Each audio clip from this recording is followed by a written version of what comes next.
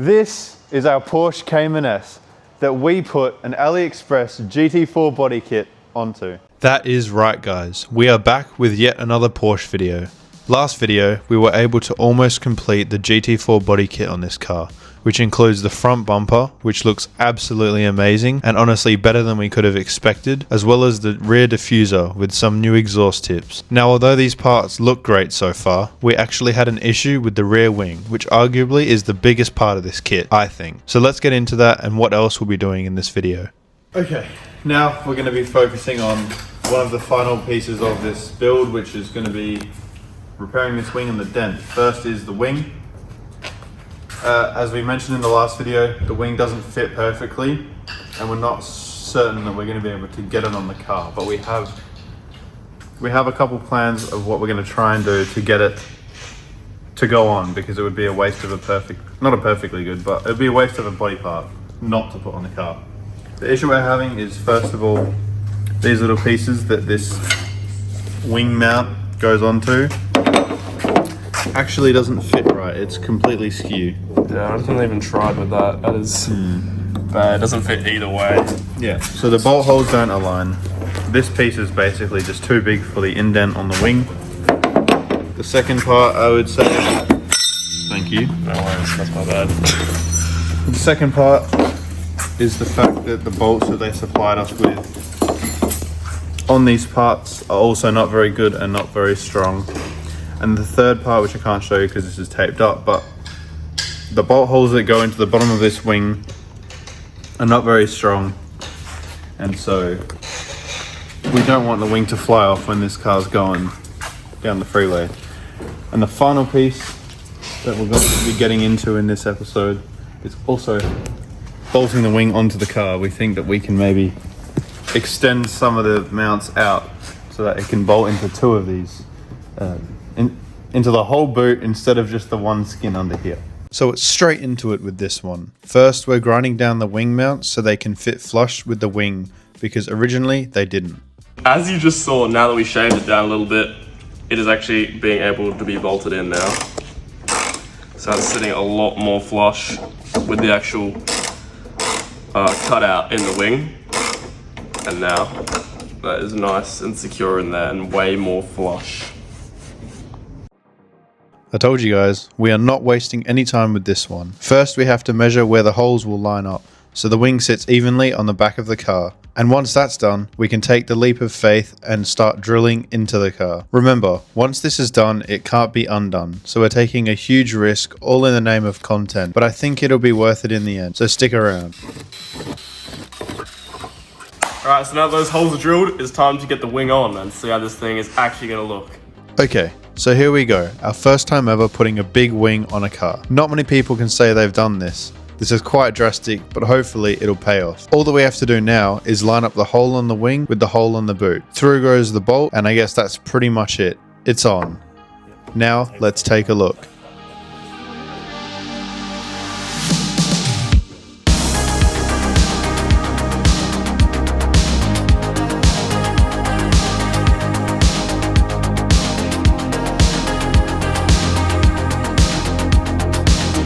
Well, I guess we can officially say our AliExpress GT4 body kit is finally complete. Let us know in the comments below what you think of it. All it takes is a little perseverance with these kits and you can make it happen for a fraction of the cost, it seems. Now it's time to get onto the last fixable part on this car before it goes off for paint. Alright guys, it is now a new day. The wing is on the car. Pretty much everything is back together. The last thing to tackle with this car before it goes off for paint is going to be this dent on this rear quarter panel right here. Now, as you can see, it's not in the best condition, so our job is going to be to pull it out today. And that's using our Temu dent puller kit. There's a lot of tools here. I'm not sure what each of them do, but we'll learn as we go along. From what I've read so far though, we're going to use things like this with cold glue and hot glue to stick on there. Basically just keep pulling it out until it's completely straight. Right now the issue that we're having is that this scratch right here is putting resistance on the rest of the dent. So the first thing is going to be to get that out, then get the rest of this out, And to help us, if you've ever seen a dent pulling video, it's going to be this thing with the lines. It basically tells you if a car's panel is straight or not. But yeah, we have quite the good amount of tools here. Pretty much everything that you will need to get a dent out. So yeah, we're going to get cracking with that now. That's today's task. Now, it's time to get into it. The first step is to clean the panel because we want the glue to stick properly because it'll be under a lot of force with the slide hammer.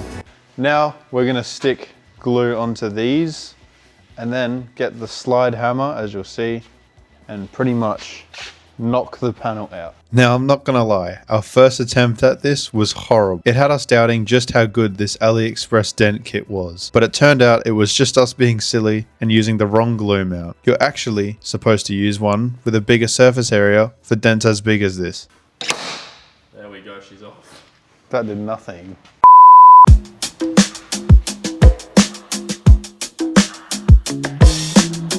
So with the right mount this time, we gave it another crack, and honestly, it did better than we could have expected. However, it did not get us as far as we thought. We hoped it would get the dent out far enough to where it should be mostly back to its original shape. Now I know that's far-fetched, but as you can see, that's not the case. Not to stress though, the body shop will be able to do the rest for us so that we know it has been done properly and it will look good. It was still fun, however, to learn, and hopefully we can do better next time. That's what this is all about at the end of the day. Now, I think it's time to get into the burning question you all have for us, and that's how much a build like this costs us, and if it's even worth doing. So let's get into that. First, we need to get our whiteboard in the air, so we have something to write on.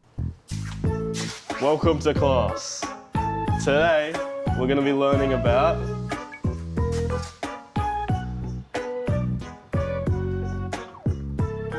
Too small. how big do that's tiny.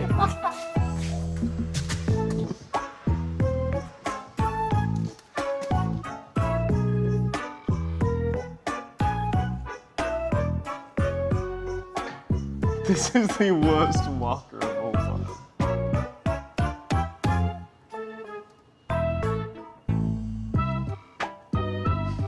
CJ revolved.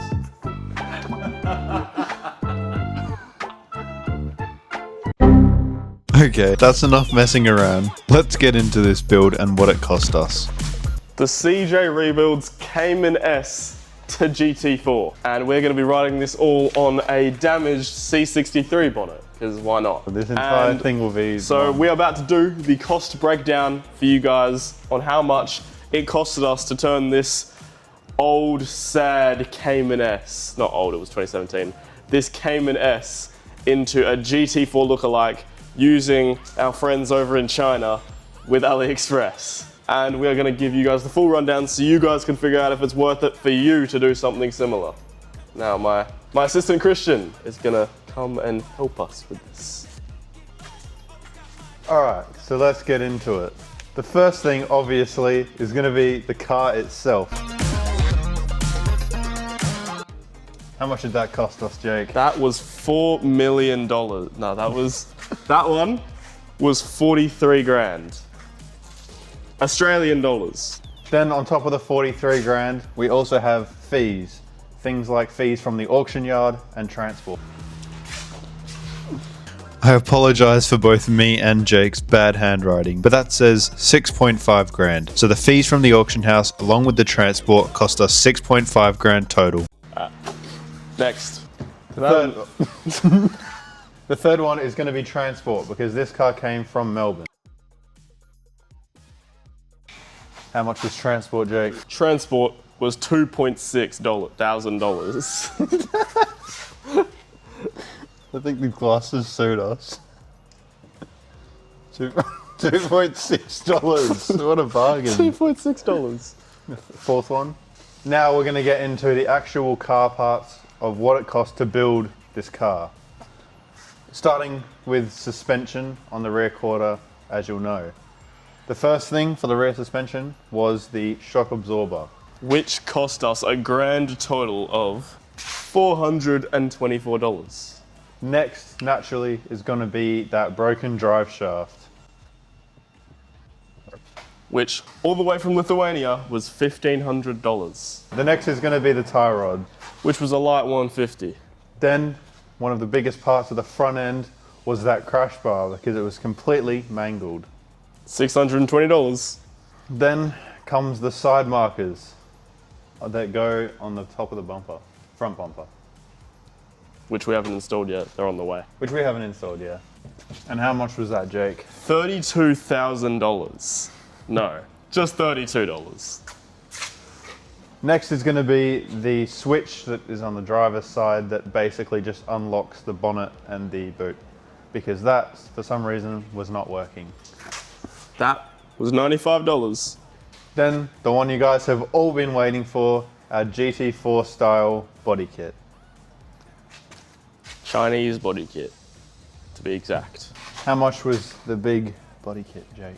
$3,653.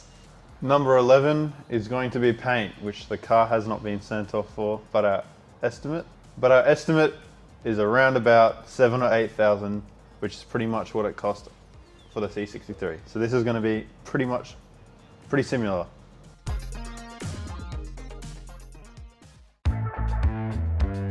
And all that leaves is the grand total. But you're gonna have to wait till the next video to find out. No, you got it. Nah. Nah, don't worry. We're not gonna do that to you. We're gonna give you the grand total right now. This Porsche Cayman S GT4 AliExpress replica build costed us, or is going to cost us in the end, $66,574. Australian dollars. Australian dollars. And this Cayman S in this market without the GT4 kit is worth $1. No, it's worth 115 about $1,000. So if we do a bit of quick maths, that's like, and the profit around should be $48,000 by the end of this once we sell this car. So, talking about this $115,000 price point, that is for a Cayman S in the condition that ours is in that isn't on the register. When it's on the register, it means it is listed as a written off car, which means it's had history and people are able to see that. And that scares so many people away that the price naturally just has to drop for people to actually buy it. And over here as well, it also makes it a lot harder to sell these cars because you really struggle to finance a written off car. So whoever is going to buy this has to have the cash up front. So if we use the rule, because it's on the register, you minus 10 to 20%, and that'll drop down to about 95 to 100,000 once it's sold, all said and done, which is still a pretty damn good profit if you ask us. But another thing is ours is not really a standard Cayman anymore. It's closer to a GT4, apart from the engine, than it is a Cayman now. So, who wants it? That's a buying point. It's a buying point.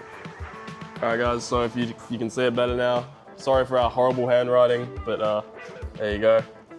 There's your prices. Do it for yourself if you want. If you guys know what to look for in the market, you can get good deals. Yeah. We had a couple people commenting about, I think it was that one, that C63 right there, that we were getting scammed on it. And I promise you we wouldn't be doing this if we were making a loss. There is very good deals to be had when you repair cars yourself. You just need to know what to look for. Let us know in the comments down below if you would like a video explaining some of the tips and tricks and things that we look for when buying a car that is worth repairing.